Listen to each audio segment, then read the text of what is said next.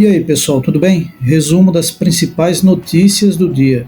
Mas antes, peço que já deixe o like para fortalecer nosso canal, comenta sobre as notícias e compartilha nas tuas redes sociais, grupos do WhatsApp, para espalhar a nossa voz, a minha e a sua, em busca da verdade para que o bolsonarismo nunca mais retorne. Começo com o Ministério Público Federal, que pede que a ex-ministra do Bozo, Damares Alves, e a União indenizem a população do Marajó, no Pará, em 5 milhões de reais e se retratem por divulgação de informações falsas. O caso refere-se a uma fala da ex-ministra em um culto evangélico durante as eleições de 2022, contendo falsas informações sensacionalistas envolvendo abuso sexual e tortura às crianças do Marajó. Com o absurdo dela dizer que os dentes das crianças eram arrancados e elas só comiam comida pastosa para facilitar o ato sexual. Eu fico impressionado como o Bozo conseguiu colocar ao seu redor tantas pessoas à sua imagem e semelhança. O Ministério Público Federal entrou com uma ação civil pública para que a senadora Damares Alves e a União, porque ela representou durante uma boa parte do período o governo e fez discursos como autoridade de ministra dos Direitos Humanos, sejam condenados a indenizar a população do arquipélago de Marajó, no Pará, em 5 milhões de reais. É uma fake news escabrosa que, quando ministra da Mulher, da Família e dos Direitos Humanos no governo Bolsonaro, já pré-eleição, a Damares espalhou, dizendo que havia ali exploração sexual, inclusive internacional, com tortura de crianças no Marajó. O Ministério Público Federal disse que esse caso é escabrosamente mentiroso e sensacionalista.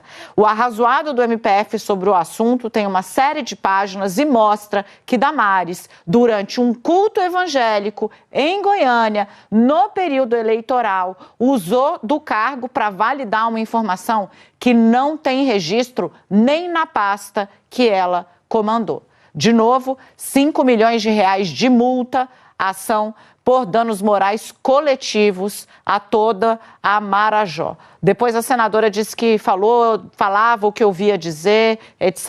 e tal. Bom, tomara que não fique por isso mesmo. A senadora disse que por tratar-se, de assuntos que envolvem crianças, ela só se pronunciaria sobre o processo nos autos, diferentemente do que fez na ocasião em que mentiu sobre a população do Marajó, segundo o Ministério Público Federal.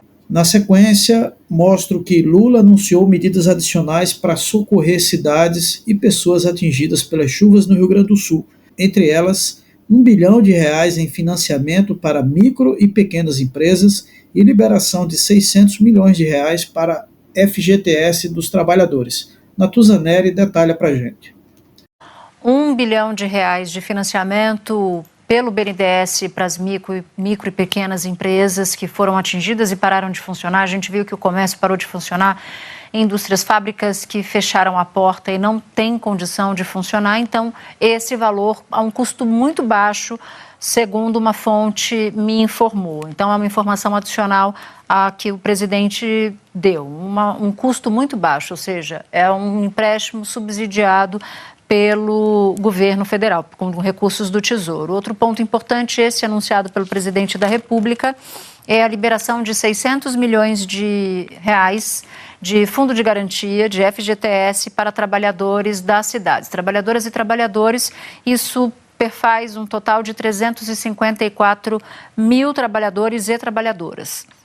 Outra medida, o governo vai chamar, por meio do governador Eduardo Leite, prefeitos para tratar da reconstrução de casas. Então, também deve haver um financiamento para a reconstrução de casas. Aqueles moradores que tiverem perfil do Minha Casa Minha Vida entram via o Minha Casa Minha Vida. Quem tem um perfil de faixas mais altas do Minha Casa Minha Vida também com um financiamento mais baixo, mas também aqueles moradores de classe média que também perderam a sua moradia, também haverá ajuda do governo federal, segundo me informou o ministro. Agora, tudo isso precisa de autorização do Congresso Nacional, porque envolve liberação de recursos extraordinários. Então, o governo ainda não sabe se vai viabilizar essas medidas por meio de uma MP, ou seja, medida provisória, ou por meio de um projeto de lei com um pedido de urgência para tramitar na frente de outros projetos.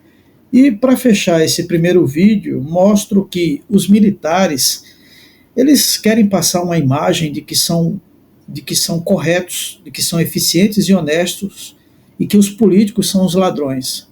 No entanto, notícias de que pegaram dinheiro para comprar cajuzinho, mel, presunto Parma e camarão desfazem totalmente essa imagem.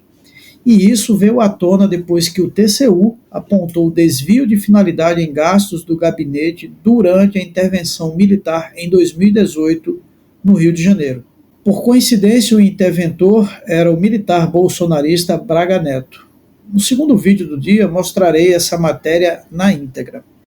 Então, quando vem à tona essas notícias de que pegaram o dinheiro para comprar cajuzinho, mel, presunto Parma e camarão, isso desfaz a imagem justamente que era o projeto político e de poder dos militares. Dizer o seguinte: deixa os políticos são ladrões, nós somos eficientes e honestos. Então esse é o cerne da questão, esse é o rombo que isso faz, justamente nessa imagem que os militares exploram, de que ao contrário dos políticos, eles são honestos, pensam na pátria e com eles não tem desvio de finalidade, não tem roubalheira. Braga Neto pediu pessoalmente a dispensa da licitação para essa compra suspeita. Que compra é essa, Daniela?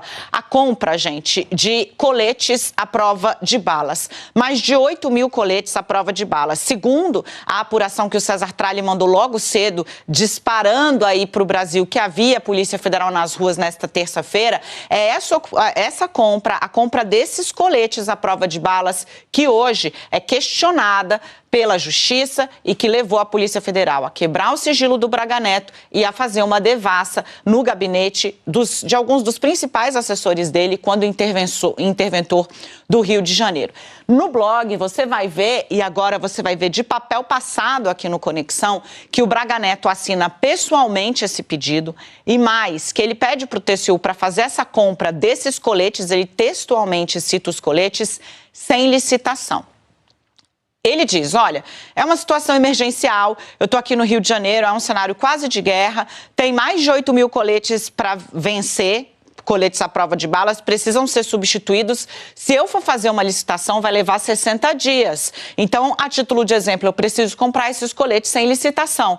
E o TCU fala, olha, a gente entende que é uma situação emergencial. Agora, veja, se você tiver a licença para comprar esses coletes, você tem obrigação de fazer a pesquisa, em especial de fontes públicas, porque colete à prova de bala é algo que toda força de segurança usa, para garantir que o preço seja sempre o mais vantajoso para o Estado brasileiro. Ou o menor preço ou a maior vantagem, para que isso fique registrado. Braga Neto, então, faz a compra e hoje está aí na mira dessa investigação.